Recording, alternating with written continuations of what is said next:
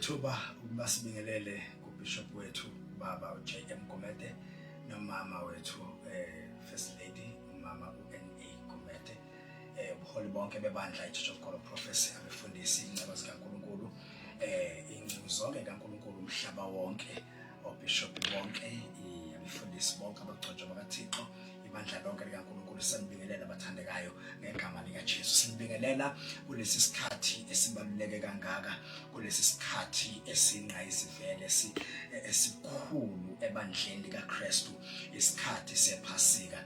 Kuleli thuba ke bathandekayo bami ngifisa ukuba singene kule nkonzo yamazwi ayisikhombisa. Kulesi sikhathi amazwi ayisikhombisa siwethulelwa abantu abasha. Lento iyasivezela iyasikhombisa ukuthi indaba yesiphambano ayingaso isigaba seminyaka noma ayihambi ngeage, kodwa indaba yesiphambano eyawo wonke umuntu. Namhlanje amazwi ayisikhombisa sizwathola kubantu abasha.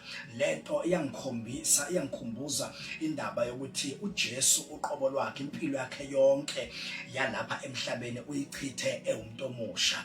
Hallelujah. Now ngifisa ke ukuba ngisho ukuthi kulesi sikhathi ngisabethula abantwana bakaNkulunkulu ukuthi angimeme bonke abantwana bakaNkulunkulu abangabukela lenkonzo, kakhulukazi abantu abasha. Ngicela ukuba mema specially ngoba lolu hlelo lukhethekile lungolwabo. Ngifisa ukugcizelela ukuthi indaba yesiphambano ingeyabantu abasha impela. Bekufanele ukuthi wonke umuntu omusha agijimele kuJesu, ngoba uJesu sithola ukuthi masifunda izwi lenkosi sithola impilo yakhe uyiqalile esethempelini at the age of 12. Uqalile inkonzo yakhe, iministry yakhe at the age of 12. Utholakala emineyimpunga, ephakathi kwezimpunga, ephendulana nazo ngendaba yombuso kaNkulunkulu, ebacacisela ngodaba lwasezulwini at the age of 12.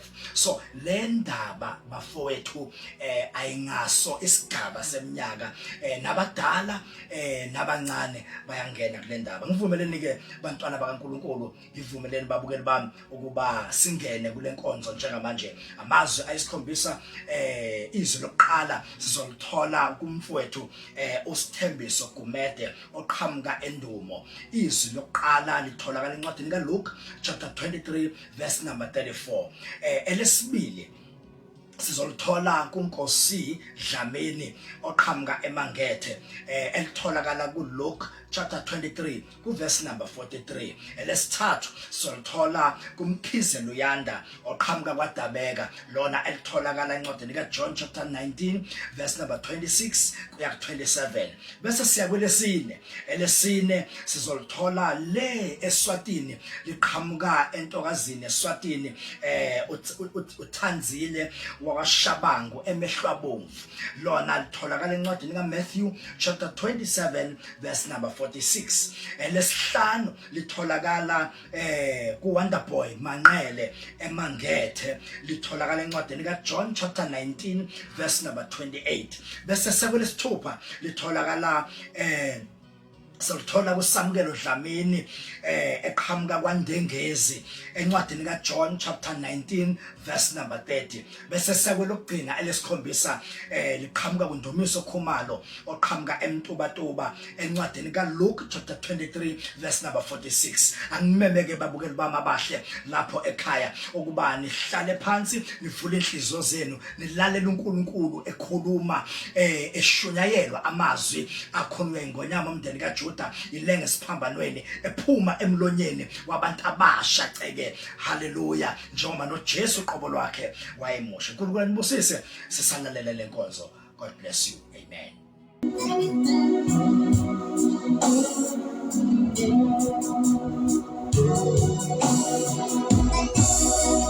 Baba bathethelele ngokuba abakwazi abakwenzayo.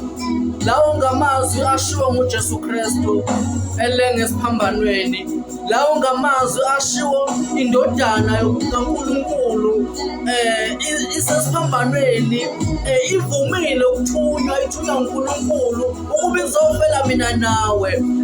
Sithola ithethelela, sithola ishawa, idatshulwa imivimbo igcwele umzimba wonke, kodwa simfumana uJesu uthi Baba bathethelele ngoba bakwazi abakwenzayo. Bengizothi namhlanje umndeni ukujikele, ibandla likujikele, umphakathi ukujikele, kodwa namhlanje sithola inkonzo yokuthethelela, sithola inkonzo yokuxolela uJesu esezinhlungwini, kodwa uthi Baba bathethelele ngoba bakwazi abakwenzayo. Bengizothi namhlanje ebusuku Baba bathethelele ngoba bakwazi abakwenzayo. Namhlanje ngithi nanoma ngabe kuthiwa uvelelwa yini, ujikelwa abangani, ujikelwa iy'hlobo zakho, kodwa namhlanje uzothola isifundo sokuthethelela, uzothola isifundo sokuxolela. Baba bathethelele ngoba bakwazi abakwenzayo. Thethelela mzalwane, ungabi nomzalwane onamaqhubu ngaso sonke isikhathi, ungabi umzalwane obopha inhliziyo nanoma ngabe kuthiwa bayabona, kodwa uJesu ebusuku uthi Baba bathethelele ngoba bakwazi abakwenzayo. Benamandla okuthi mhlawumbe bavelelwe izinkinga, benamandla okusikhulula, benamandla okusibela, and uNkulunkulu benamandla ukuthi afezekise icebo la, kodwa simfumana uzothoba, uthobela abantu abamshayayo, uthobela amaJuda, uthi Baba bathethelele ngoba bakwazi abakwenzayo. Namhlanje ebusuku masithethelele bazalwane, namhlanje ebusuku masixolele, masiyeke abazalwane ababopha inhliziyo, masiyeke abazalwane ababa namaqhubu, nanoma bekuthiwa mhlawumbe umuntu wabona years ago, kodwa namhlanje siyakhunjuzwa ngenkonzo yokuthethelelwa, siyakhunjuzwa ngenkonzo yokuxolela. Uthi Baba bathethelele ngoba bakwazi abakwenzayo. Bengizothi ebusuku masithethelele, bengizothi ebusuku masixolele. Uthi uJesu Baba bathethelele ngoba bakwazi abakwenzayo. Usho lamazwi uyopha, igazi igcwele umzimba, imivimbo uyashawa, uyalinyazwa, uyagxotshwa, kodwa uthi Baba ukhumbula into eyodwa ukuthi akazile lana ukuzolwa, kodwa uzofezekisa icebo likaNkulunkulu, uzofezekisa iy'fiso zikaNkulunkulu, uzophelelisa inkonzo uNkulunkulu amthuma yona. Uthi Baba bathethelele ngoba bakwazi abakwenzayo. Inkosi inosize. Ngiqinisile ngithi kuwe namhlanje ngizoba nawe eparadise. Lawa amazwi kaJesu owasho esigebengwini ewayilenga kanye naso esiphambanweni. Lamazwi masiwachaza noma siwahlaziya kabanzi azama ukusikhombisa ukuthi uJesu wathembisa iselelesi or isigebengu esasilenga esiphambanweni sinezono nayo yonke into ukuthi njengoba sesiphendukile sakhohlwa ubuhlungu abashaya bona, ubuhlungu abasithuka ngako besithifela naso ngamathe, kodwa saphenduka sakhumbula ukuthi uJesu uyinkosi nomsindisi. Sacela kuJesu ukuthi azasikhumbule masefike eparadise. NoJesu wasithembisa wathi namhlanje ngizoba nawe eparadise. Ngifuna sibheke lento ukuthi wathi namhlanje, ukusho ukuthi uJesu akazi ukukubalela ukuthi izolo noma kuthani ngeke ngakuxolela noma ngeke ngakusula izono zakho, kodwa wathi namhlanje, ukusho ukuthi not kusasa noma bese utheni, once waphenduka washo njalo nje uJesu bazalwane. Izwi lesithathu, mame bheka indodana, indodana bheka nangu unyoko. Amazwi ayekhuluma ngoJesu eselenga esiphambanweni.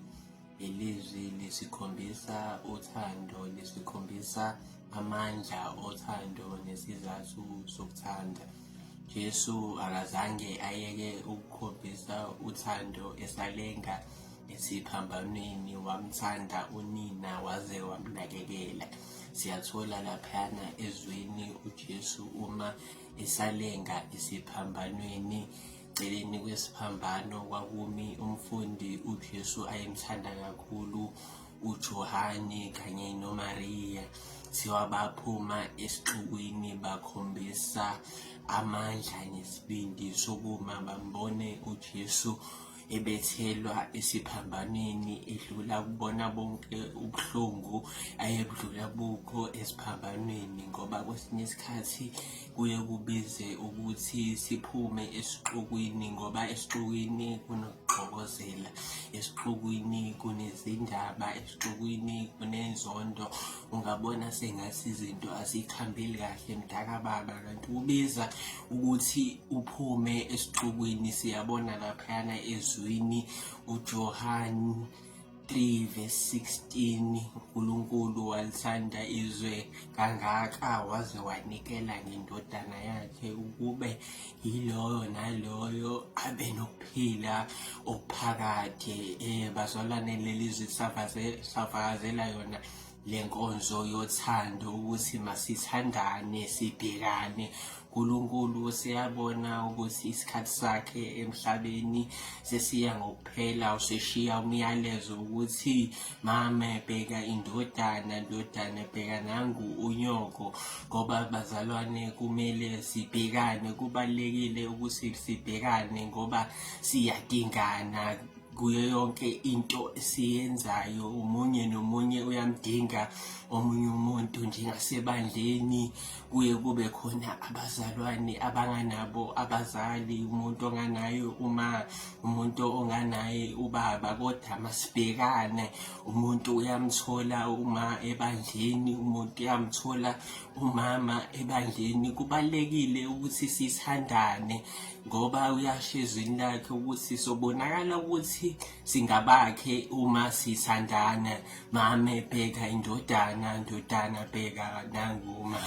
Eloi lama sabachthani, lokusho ukuthi uNkulunkulu wami ungishiyelani. Lamavi atholakala encwadzini yaMateyu chapter number 27 verse number 46. Khuluma lamagama Jesu ulenga esiphambanweni, khuluma lamagama Jesu usebuhlungwini, usethe insizini. Njengoba ke sake satshelwa nasevini incwadi yaJohane ukuthi Jesu wehla ezulwini wathatha simo sekuba ngumuntu, waba senyameni njengemuntu. Siyamuva ke Jesu yakhala kabuhlungu, yadzabukisa kuva babeNkulunkulu amshiya. Le kuyinto lebekangazange seyimehlakalele. Uyakhala Jesu uva le distance noma ke le rejection lebeseyikhona emkhathini wakhe naNkulunkulu. Bese ke bakungazuthi uNkulunkulu umlahlile noma ke uNkulunkulu akasangenelani naye. Why Jesu evengazuthi uNkulunkulu akasangenelani naye? Kungoba bese kathwele tono tethu angasabhekeki nasemehlweni ababeNkulunkulu. Ungathi Jesu unako ukuthi in as much as I know ukuthi ngilapha kude ufeza injongo noma kude ufeza ke umsebenzi walo longithumile, but does he have to leave me? Ukhohlwa into yinye Jesu ukuthi wehlile ezulwini wathatha isikhundla sekuba ngumuntu, waphila enyameni. Lokhu ke kusikhombisa ubudlelwane Jesu lanabo naNkulunkulu. So kusuka kwaNkulunkulu noma ke kumshiya sikhashana nje, Jesu uyasensa ukuthi no man akasekho lo muntu, sengisele ngedwa. Kungathi unako nasengcondweni yakhe ukuthi akumnyama nakakhona. Ngiyacabanga ke ukuthi bekade itshelile ukuthi nanginaye uNkulunkulu kuphelele, nakakhona yena edvutane nami kuphelele. I am much safer. Lithi livila uNkulunkulu noma ke iBhayibheli lithi uma engakithi yena ngubani longamelana nathi? Athi lo hlabelelako yifune inkosi ekusithekeni. Athi nakabhala Isaiah athi mfuneni asesene kutholakala, nimbide asesedvude. Umbuto wami ke nangu uthi bunjani budlelwane bakho naNkulunkulu? Bukhona bakhe yena usabuva yini? Lalela, usengambida uthi indlebe yakhe kayisiko Zulu ukuthi ngete yeva. Ngaba liphutha lelikhulu umzalwane, khamba lendlela ngaphandle kwemnikati wayo. Ngalenti leliphutha lekhamba wedvana. Ukhona uNkulunkulu, ngadicinisi ukhona uNkulunkulu. Cry out for help now. He's always ready to help. He's always available. Uthi lapha Isaya noma tibovu njengengadi, yena unemandla yekutigeza tibe mhlophe njengeboya bemvu. Ngomile uJesu waye 100% a man and he was also 100% God. Kodwa ngifuna siqale la. Ngokuka Mark 15 verse 23, uJesu sesiphambanweni bake bam-offarisha leli wayini and walinqaba. And isizathu sakhe sokuqala owalinqabela lona leli wayini ukuthi wayefuna ukuzwa ubuhlungu behlazo, wayefuna ukuzwa isisindo sonke sesono nokushiwa uNkulunkulu on our behalf, wayefuna ukuzwa konke kuphelele emzimbeni wakhe, ngenxa yokuthi leli wayini lali act as ama painkillers, yebo, ngoba lali kwazi ukudambisa ipain. So indlela limixeke ngayo, so bathi it's sour wine. Akuya ngama translation, abanye ama translation athi it's sour wine, abanye bathi it's vinegar. Kodwa kahle kahle kusikwa iwine leselibolile selidala kakhulu bese lishintsha taste liba njengo vinegar. So ke isona sizathu sakhe sokuqala owayinqabela yona lokho. And isizathu sakhe sesibili ukuthi wenza isithembiso kuyo, futhi incwadi kaJohn 13 kuyavela ukuthi nkathi eba nesidlo sokugcina nabafundi ephuza iwayini, uyabathembisa ukuthi iwayini lakhe lokugcina lela liphuzayo usezoliphuza elinye bese sebuya esezolanda ibandla lakhe. So wenza isithembiso and akafuni ukuthi asiphule lesithembiso ngokuthi amkele leli wayini abam-offarisha lona. And kuhambe isikhathi then bese siyamuzwa ke futhi esememeza ke sithi womile. Now lokoma kwakhe sekusho ukuthini ke njengamanje. So ngifuna ukuthi sikunderstand lokho before siye kude ukuthi kudala ngekhathi zakudala bathi ke amaRoma mayeya empini amasosha khona, so ayephatha lo vinegar, ngizothi vinegar ngoba ama translation akusho ngendlela ehlukile, ayephatha lo vinegar lo ukuthi awuphuze endleleni uma kuukuthi mhlawumbe asayolwa noma ayisebenzisa nje wona, instead of ukuthi baphatha amanzi babephatha wona. Isizathu sokuqala esenza ukuthi babe ngaphatha amanzi ukuthi okokuqala leli wayini lishibhile futhi liyenza umzimba uhlale uhydrated. Esesibili isizathu for safety purposes, leli wayini leli lalikwazi ukuthi liprevente izifo ezithile njenge cholera kanje, cause ngalesa sikhathi amanzi amaningi ayenokungcola ayebanga cholera nezinye zezifo. That is why babephatha lona. And isizathu sokugcina sesithathu ukuthi leli wayini lihlala isikhathi eside emzimbeni than amanzi. So babejwayele ukusebenzisa kakhulu uma ukuthi bayo campaigner benza imarch, yabo, bejwayele ukusebenzisa lona leli wayini leli. So kwakuyiwayini leli very useful, leli cheap, and it was for the poor people. So leli cheap, kodwa ke ngenxa ukuthi lana basehlane basentabeni and awekho amanzi, there is no access to water, because qala kwakunzima ukuthi babe ne access to fresh water. Then that was the another reason futhi yenza ukuthi basebenzise vinegar. So now basesiphambanweni and kunzima ukuthi babe ne access eyamanzi ngenxa yokuthi uJesu phela aka njengoba bethelwa amaRoma noma bethelwa ngokosiko lamaRoma, kodwa kahle kahle umJuda futhi amaJuda amlide ukuthi afike la khona ngenxa yokuthi ayengamfuni ayombophisa amyisa even enkantolo. Ngisho uPilate sebonile ukuthi akanalo icala umsula, kodwa bayicelela ukuthi asuse uBaraba afake uJesu.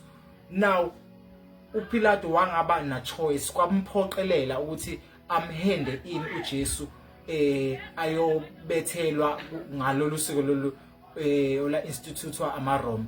So now mase sesiphambanweni uJesu ke siyamemeza ke, because before athi ngomile liya specify ivesi lithi esebona uJesu ukuthi now the scripture have to be fulfilled.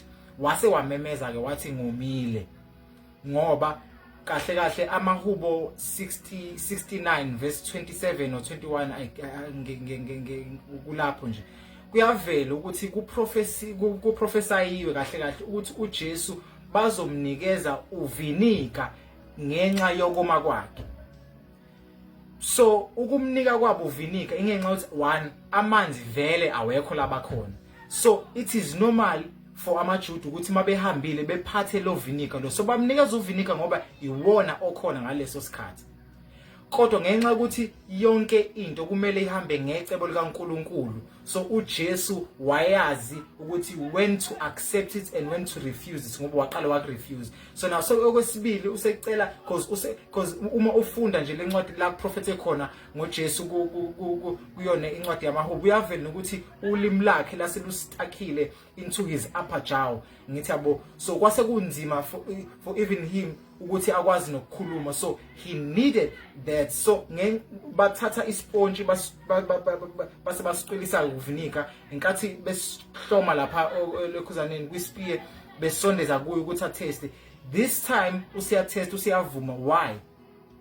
Ingoba he understood ukuthi this is the perfect time, isona sikhathi esiright sokuthi akwazi ukuzofulfilla the plan of God, because for him to refuse it again kwakuyosho ukuthi khona isithembiso noma khona isiprofeto sikaNkulunkulu esingafezwanga, and it will make abantu abaningi babe confused ukuthi was he really the son of God, ngoba yena uyasho ukuthi akazile ukuzochitha kodwa uzofulfilla umbhalo. So yonke impilo yakhe kwakufanele ibe within the scriptures, within the prophesied scriptures.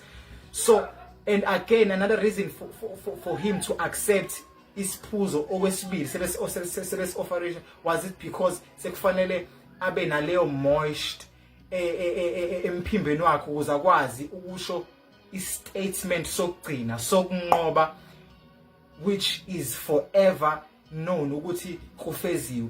So ngifuna ukuthi sikwazi ukuthi siqonde into uJesu ayibhekene nayo isiphambanweni as umuntu 100% and as uNkulunkulu 100%. As for his side lo muntu 100%, he really needed lokho bumanzi ukuthi akwazi emphimbeni wakhe ukuthi akwazi ukusho izwi lokugcina before umoya wakhe awubeke ezandleni zikaNkulunkulu. Kodwa futhi on the other side ngoba u100% God futhi fanele kwazi ukuthi into kaNkulunkulu ihamba within the scriptures, ayihambi ngokuqonda kwethu. Kwakumele kwakufanele because wayengeka kwazi ukuvela suke athi ucela amanzi. Ngiyathanda ukuthi akaspecifyanga ukuthi ufunani, because emqondweni womuntu onormal it is reasonable ukuthi umuntu mayethi womile umnikeza amanzi. Kodwa in this case ngoba uJesu yena wayazi ukuthi though dry though omile kodwa kulesi sikhathi akadinga amanzi. uJesu wayengadingi amanzi ngoba kwakufanele athole lo vinegar lo, ngoba umbhalo usho njalo kahle kahle ukuthi fanele athole uvinegar though thirsty okwangempela, kodwa kwakufanele ukuthi bemnikeze lento le. Though ama Roma wona ayengaqondi noma enga-understand ukuthi asefulfill umbhalo ukuthi kufanele kahle kahle bemnikeze uvinegar ukuze kufulfile kumbhalo bese ezokwazi ukuthi akhulume izwi lakhe lokugcina bese kugebisa ikhanda lakhe esebheka phansi. Iyona nto ke ekufanele sinake kakhulu, iyona nto uJesu ayiqonda ukisho leyo. So ngifuna ukuthi sazi ukuthi yonke into eyenzeke esiphambanweni iyenzeke kahle ngesikhathi esiright uNkulunkulu eyenzela ukuthi kufezeke umbhalo wakhe ngoJesu Kristu, ukuze sikwazi ukuthi ngokunqoba azositholela khona isiphambanweni nathi sikwazi ukuthi sirejoice, sikwazi ukusukuma sibe nesibindi okuclaima ukunqoba kwakhe njengokwethu, ngoba siya understand ukuthi lesi siphambano ebekuso uJesu akusisona sakhe. Kahle kahle isiphambano bathi qala masakhiwa babesakhela umuntu sasiqala wayeqalwa umuntu owezongena kusona eqala ukuze kwazi ukuthi isandla sifika ngala nayo yonke into iqaleke kahle. So kufanele kwazi ukuthi lesiphambano uJesu ayekuso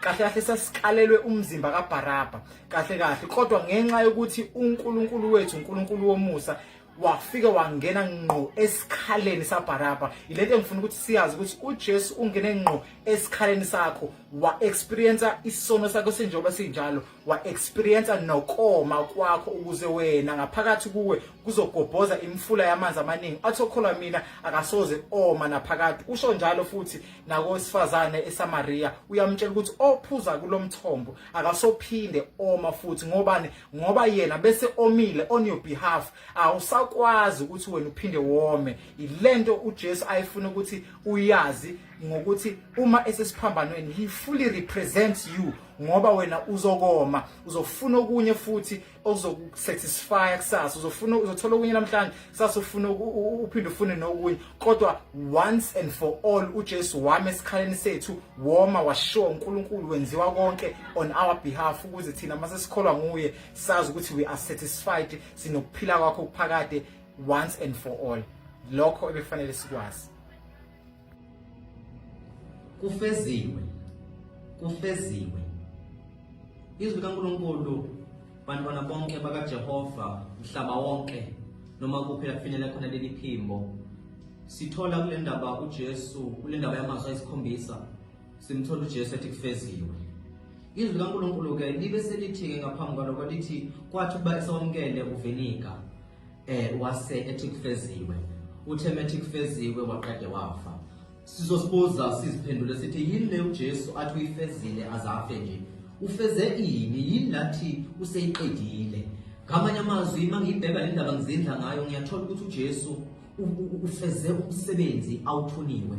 Lokho sikuthola lapha ngokaJohane chapter 17 kuverse 4 la khona ethi ngaphambi kuba aboshwe simthola usethi uJesu ngikukhazimulisile uNkulunkulu emhlabeni ngiwufezile umsebenzi ongiphe wona ukuba ngiwenze. So umsebenzi kaJesu ngiyazibuza ukuthi kanti uJesu uze afe nje umsebenzi muni lo uJesu asenzela wona. Bantwana bakaNkulunkulu sizwe sonke sikaJehova mabandla onke zwanini umsebenzi kaJehova awuqede esiphambanweni azathi kufeziwe ufeze umsebenzi uzofuna. Lokho sikuthola lapha yana ngokaLuka chapter 19 verse 10 lapho na ithi indodana yomuntu izele ukuzofuna ebese izosindisa okulahlekileyo. Sasidukile ngiyakhumbula sitabelela ngezinsuku zakuqala ngise Sunday school size sithi esasikude singamazi uJesu sasikude siseyintabeni zethu ingakho simthanda ngoba yena wasebenzela. Nawu ke lo msebenzi ukuba azofuna asifuna sicinge siseyinkambo zesono sicwile kuma old covenant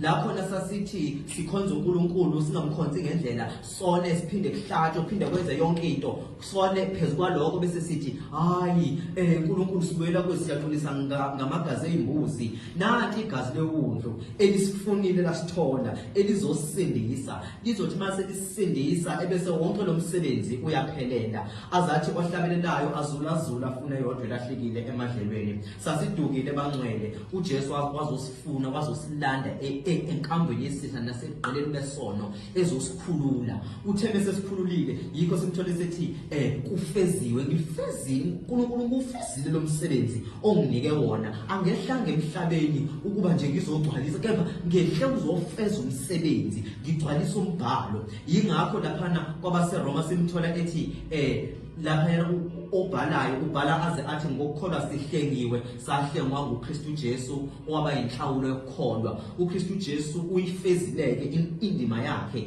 esigabeni asefike kuso lapho neseshawe wakhashela kwenziwa konke ukuze kufezakale icebo likaNkulunkulu ngoba icebo likaNkulunkulu kwawukuthi silambe ehlane lena yikho kwaze kwathulela uJesu. Mzalwane noma kuphi la uzwa khona leli phimbo khumbula ukuthi uJesu ufezile umsebenzi ngeyakhe impilo. uJesu wakwenza konke esiphambanweni yikho simthola ethi kufeziwe. Yikho futhi azasho na uJesu kwezinye incwadi lapha ngiyakhumbula kuJohn chapter 5 verse 30 azathi uJesu mina ngizokwenza intando yongithumileyo. Intando yongithumileyo kuba azolanda thina.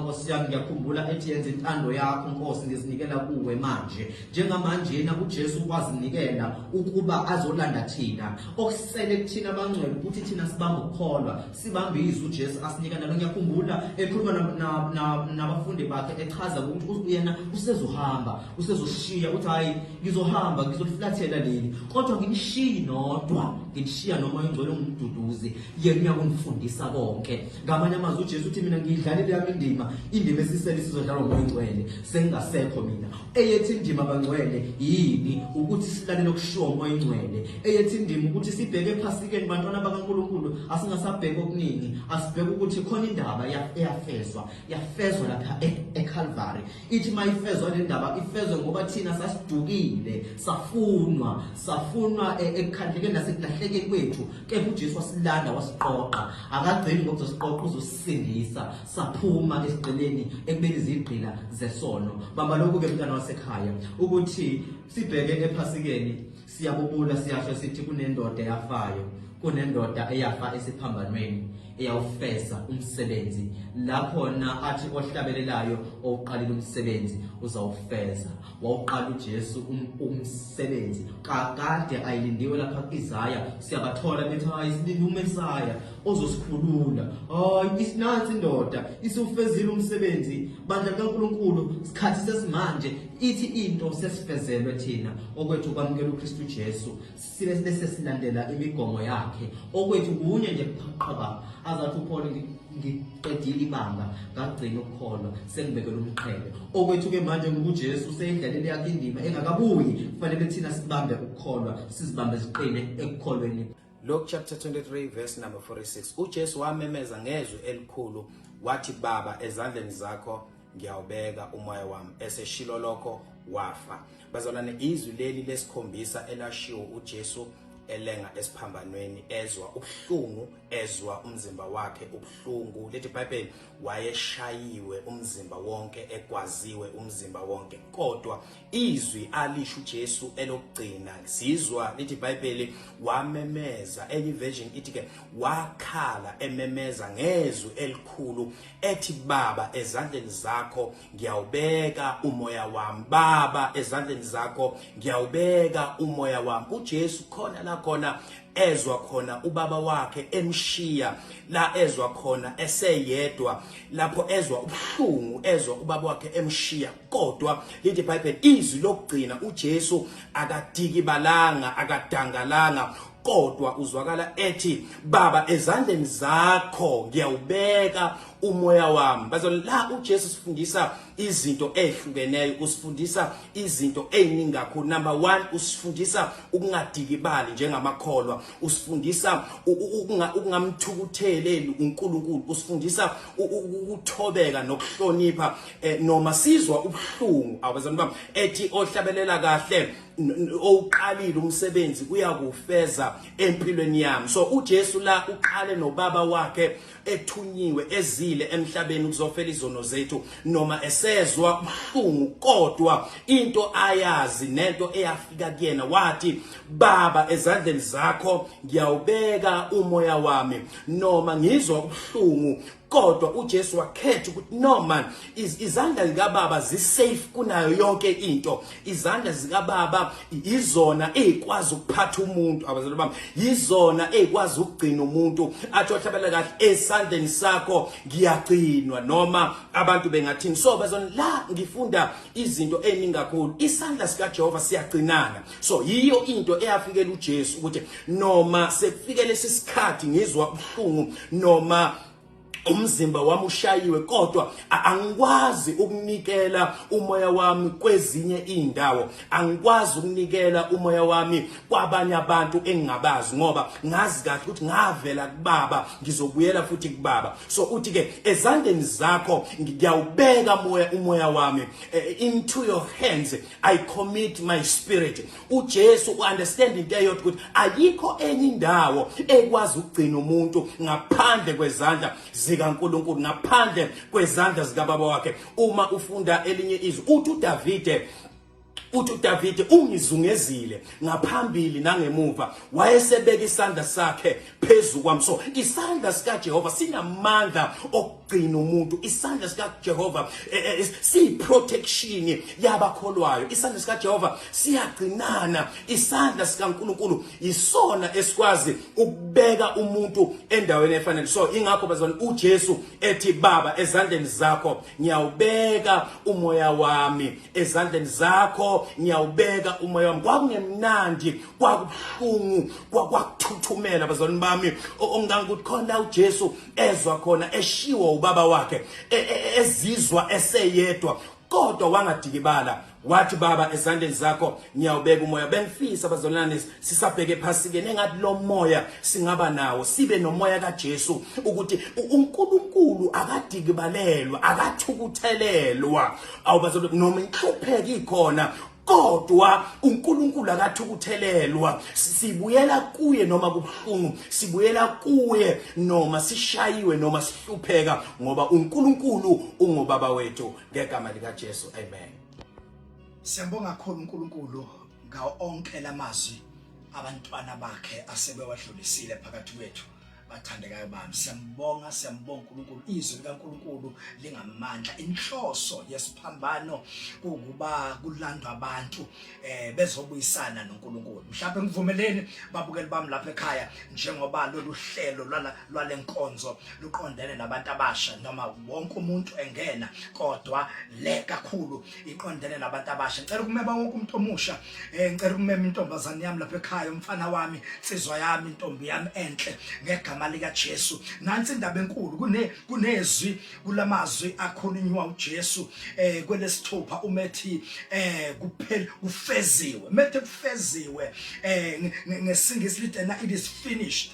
Ebesena lisuka kweGreek, kwelesiGreek lithi tetelestai, elisho ukuthi kukhokhiwe, icala selikhokhiwe, sesikhokhelwe bakwethu icala. Sesothandaza kulesi sikhathi emveni kwamazwi amakhulu kangaka abantwana bakaNkulunkulu sebewakhulumile. Weloqala khulunywa ngentethelelo, wonke umuntu uvulelwe umnyango wentethelelo. Sesithandaza, cela ukhuleka nawe umntwana kaNkulunkulu lapho ekhaya ngegama lika Jesu. Ungalithatha leli thuba, ungasithatha lesinqumo sokuba uzinikele kuJesu. Sisathandaza, ngicela ukusho lokhu ukuthi uma ethu Jesu kukhokhiwe, sekukhokhiwe, icala selikhokhiwe, it is finished. Ngamanye amagama, uma samukela uJesu, samukela ireceipt, ireceipt yokuthi sesikhokhelwe. Okwethu kukwamukela ireceipt, isiqinisekiso sokuthi icala lethu noma isikweletu sethu sesikhokhiwe. Ngamanye amagama, ngicela ukumema mhlobo wami lapha ekhaya, into kumele mawuyenze ilula indaba kaJesu ukuba wamukele nje, uthathe ireceipt. Njengoba ingcezu kaNkulunkulu zishumayela izwi likaNkulunkulu umhlaba wonke, oh haleluya, into eyenzakalayo sihambisa ama receipt kubo bonke abantu. Nansi receipt, nasiqiniseko sokuthi sekukhokhiwe, usukhokhelwe. Okwakho ukuba wamukele, ungalenzi iphutha uthi usukhokhelwe, ungasemukeli isiqinisekiso sokuthi usukhokhelwe. Mawemukela uJesu, wamukela isiqinisekiso sokuthi icala lakho likhokhelwe. Ngicela ukumema namhlanje mhlobo wami ukuba uthathele lithuba ebusheni bakho mntanami, ebusheni bakho insizwa yami, intokazi yami, ngiyakumema ukuthi uhambe noJesu ebusheni bakho bonke. Kuyayisiza impilo yakho, ngaphandle kwakhe singenze lutho. Uma ukhona lapha ekhaya ulizwa lelizwi, uwezwile onke lamazwi akade shunyelwa abantwana bakaNkulunkulu, mali kuthintile izwi, phambi isandla sakho la ukhona, bese siyathandaza nawe ngegama lika Jesu. Cela sivala amehlo ethu sithandaze. Baba wethu amandla onke, siyakubonga nakulesi sikhathi izwi lakho liphilile, izwi lakho lingamanzi. Sibe umsebenzi wesiphambano, umsebenzi owenze eCalvary, la ulande khona impilo zethu, wasilanda sikude singafanelwe. Sibonga ukuthethelelwa kwezono, sibonga imfihlakalo enkulu kangaka yokukhokhelwa amacala ethu. Siyabonga ukuthi sesikhokhelwe, sesakhokhelwa. Okwethu kwamukela isiqinisekiso sokuthi sikhokhelwe. Siyasithoba phambi kwakho naba abantwana bakho Baba abaphamisa izandla zabo, abazinikela kuwe. Ngiyathandaza bemukele ngegama lika Jesu. Siyabonga ukuthi already sebengabakho ngenxa ukuthi sebemukele isiqinisekiso sokuthi ulikhokhile icala. Bakwemukele ngokukholwa. Phakama uNkulunkulu wethu nakulesi sikhathi. Siyakubonga ngegazi lakhe elinamandla elagobhoza eCalvary. Uyinkosi yamakhosi. Thatha indawo yakho, udumo lufanele la umuntu omusha ekhaya, ngimnikele esandleni sakho. Uyayazi impilo yakhe, nginikele icebo lakho kuwena ngaye. Uyamazi, wamazi engakabi ihlule esibelethweni sikama wakhe, wahlela konke ngaye. Sengiyathandaza, ngimelana nakho konke ongaphambana nempilo yakhe. Thatha indawo yakho Baba ngegama lika Jesu Kristu elinamandla. Mphakamise, umbusise, umnqobise kukho konke egameni lika Jesu Kristu elinamandla. Thatha udumo lufanele.